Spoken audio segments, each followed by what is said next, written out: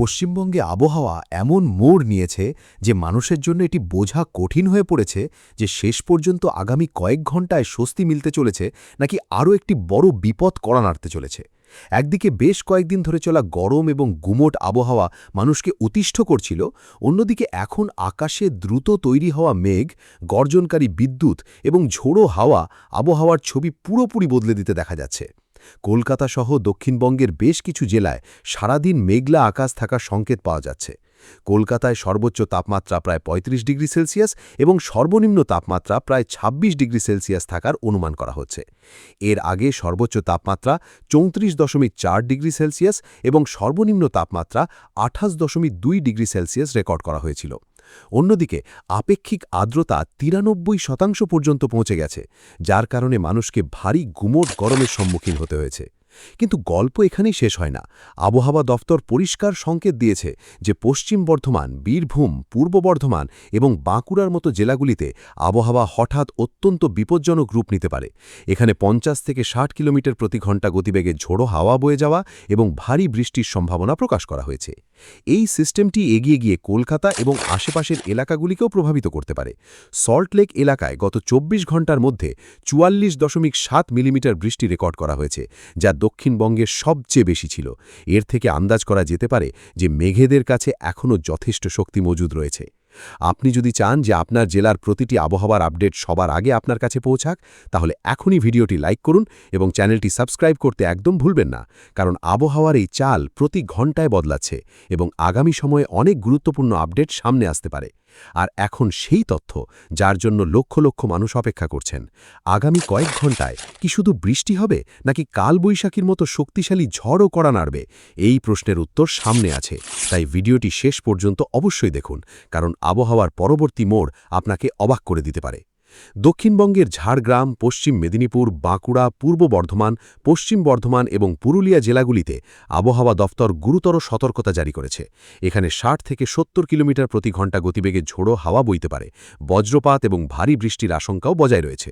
আবহাওয়া বিজ্ঞানীদের বক্তব্য যে বঙ্গোপসাগর থেকে ক্রমাগত জলীয় বাষ্প পৌঁছচ্ছে, যখন উত্তর ওড়িশার কাছে একটি ঘূর্ণাবর্ত সক্রিয় রয়েছে। এই কারণেই মেঘের ঘনত্ব দ্রুত বাড়ছে এবং অনেক এলাকায় হঠাৎ আবহাওয়া খারাপ হতে পারে। কলকাতায় সম্প্রতি আসা ঝড় এর ঝলকও দেখিয়ে দিয়েছে। বাতাসের গতিবেগ ৮৮ কিলোমিটার প্রতি ঘণ্টা পর্যন্ত পৌঁছে গিয়েছিল। অনেক এলাকায় গাছ উপড়ে গেছে, বিদ্যুৎ সরবরাহ ব্যাহত হয়েছে এবং পরিবহন ব্যবস্থাও প্রভাবিত হয়েছে। ময়দান, প্রিন্সেপ ঘাট, সল্ট লেক, টালা পার্ক এবং রফি আহমেদ কিদওয়াই রোডের মতো এলাকাগুলিতে গাছ পড়ার ঘটনা সামনে এসেছে। কিছু জায়গায় মেট্রো স্টেশনের শেড পর্যন্ত উড়ে গেছে। বিমানবন্দরের কিছু অংশে জলমগ্ন হওয়ার পরিস্থিতি তৈরি হয়েছে। এরই মধ্যে আউটরাম ঘাট স্টেশনের কাছে একটি দুঃখজনক ঘটনাও ঘটেছে, যেখানে গাছ পড়া এবং বিদ্যুৎ ছড়িয়ে পড়ায় এক যুবকের প্রাণ গেছে। আপনার জেলাতেও যদি মেঘ জমতে শুরু করে, তবে এখন থেকেই সতর্ক হয়ে যান, কারণ আবহাওয়া দপ্তরের সতর্কতা বলছে যে আগামী কয়েক ঘণ্টা স্বাভাবিক থাকবে না। এবং আপনি যদি আপনার জেলার টাটকা আবহাওয়ার আপডেট সবার আগে পেতে চান, তাহলে ভিডিওটি লাইক করুন এবং চ্যানেলটি সাবস্ক্রাইব করে নিন, যাতে প্রতিটি বড় আবহাওয়ার সতর্কতা আপনার কাছে সময় থাকতে পৌঁছাতে পারে। উত্তরবঙ্গেও আবহাওয়া পুরোপুরি শান্ত নয়। মালদা, উত্তর দিনাজপুর এবং দক্ষিণ দিনাজপুরে ৪০ থেকে ৫০ কিলোমিটার প্রতি ঘণ্টা গতিবেগে ঝোড়ো হাওয়া বয়ে যাওয়া এবং বজ্রবিদ্যুৎ সহ বৃষ্টির সম্ভাবনা প্রকাশ করা হয়েছে। দার্জিলিং, জলপাইগুড়ি, কালিম্পং, কোচবিহার এবং আলিপুরদুয়ারেও হালকা থেকে মাঝারি বৃষ্টির পর্ব জারি থাকতে পারে। যদিও কিছু সময় পর বজ্রবিদ্যুতের তীব্রতা কমার সংকেত রয়েছে, কিন্তু আপাতত আবহাওয়া পুরোপুরি অস্থির হয়ে রয়েছে। মৎস্যজীবীদের জন্য বিশেষ সতর্কতা জারি করা হয়েছে। পশ্চিমবঙ্গ এবং উত্তর ওড়িশার উপকূলীয় এলাকার কাছে সমুদ্রে ৪০ থেকে ৫০ কিলোমিটার প্রতি ঘণ্টা গতিবেগে ঝোড়ো হাওয়া বইতে পারে, যখন বাতাসের ঝাপটা ৬০ কিলোমিটার পর্যন্ত পৌঁছাতে পারে। এমন অবস্থায় সমুদ্রে যাওয়া অত্যন্ত রিস্কি প্রমাণিত হতে পারে। উঁচু ঢেউ এবং খারাপ সামুদ্রিক পরিস্থিতি ছোট নৌকাগুলির জন্য গুরুতর বিপদ তৈরি করতে পারে। কিন্তু এই বৃষ্টি এবং ঝড় কি আগামী কয়েকদিন পর্যন্ত জারি থাকবে, নাকি হঠাৎ আবহাওয়া বদলে গিয়ে আবার প্রচণ্ড গরম ফিরে আসবে? দক্ষিণবঙ্গ কি স্বস্তি পাবে, নাকি একটি নতুন আবহাওয়াজনিত ধাক্কা অপেক্ষা করছে? এটাই সবচেয়ে বড় প্রশ্ন, এবং এর উত্তর পরবর্তী অংশে সামনে আসতে চলেছে, যেখানে আমরা বলবো কোন জেলাগুলিতে বৃষ্টি সবচেয়ে বেশি হবে, কোন এলাকাগুলিতে আবহাওয়ার উন্নতি হবে এবং কোথায় আবার গরমের প্রকোপ ফিরে আসতে পারে। এখন সবচেয়ে বড় প্রশ্ন এটাই যে এই স্বস্তি প্রদানকারী বৃষ্টি দীর্ঘ সময় পর্যন্ত বজায় থাকবে, নাকি মাত্র কয়েকদিনেই আবহাওয়া আবার মোড় পরিবর্তন করে মানুষকে গরম এবং উমসের হাতে সঁপে দেবে। আবহাওয়া দফতরের টাটকা সংকেত জানাচ্ছে যে আপাতত দক্ষিণবঙ্গের অনেক জেলায় বৃষ্টি এবং ঝোড়ো হাওয়ার প্রভাব বজায় থাকতে পারে। পূর্ব মেদিনীপুর, পশ্চিম মেদিনীপুর, ঝাড়গ্রাম, বাঁকুড়া, পুরুলিয়া এবং পশ্চিম বর্ধমানে বজ্রবিদ্যুৎ সহ বৃষ্টির কার্যকলাপ ক্রমাগত দেখতে পাওয়া যেতে পারে।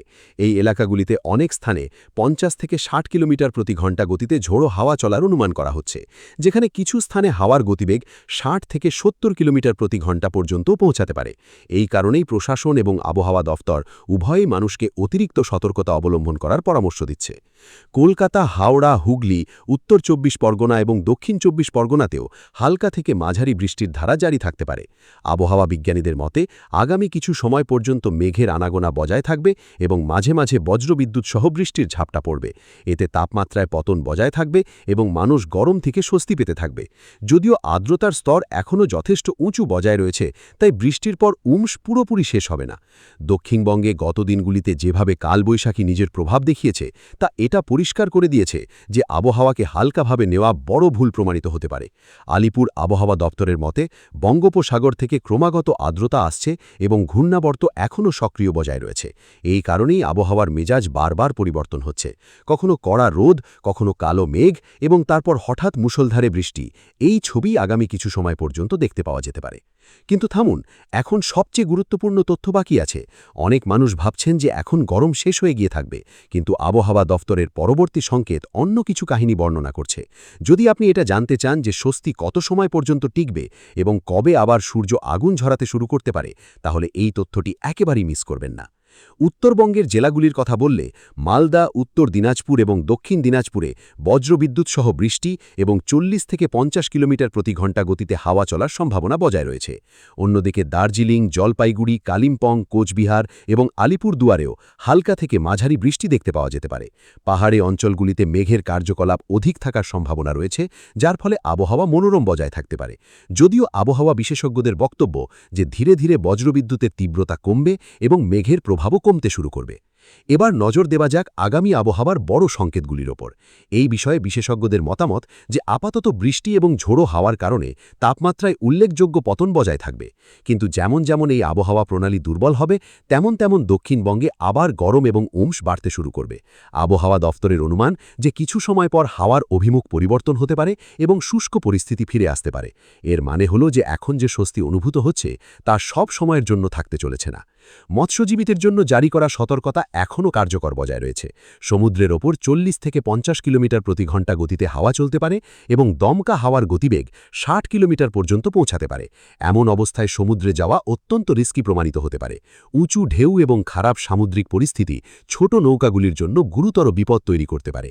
এই কারণেই আবহাওয়া বিশেষজ্ঞরা বারবার বলছেন যে আগামী সময়কে একেবারেই সাধারণ মনে করবেন না। আকাশ শান্ত দেখালেও কিছু মিনিটের মধ্যেই আবহাওয়ার রৌদ্র রূপ সামনে আসতে পারে। আর যদি আপনি চান যে আপনার জেলার প্রতিটি বড় আবহাওয়ার সতর্কতা, প্রতিটি ঝড়ের আপডেট এবং প্রতিটি বৃষ্টির অ্যালার্ট সবার আগে আপনি পান, তাহলে এখনই ভিডিওটি লাইক করুন এবং চ্যানেলটি সাবস্ক্রাইব করে নিন, যাতে প্রতিটি নতুন আবহাওয়ার আপডেট আপনার কাছে সময় থাকতে পৌঁছাতে পারে।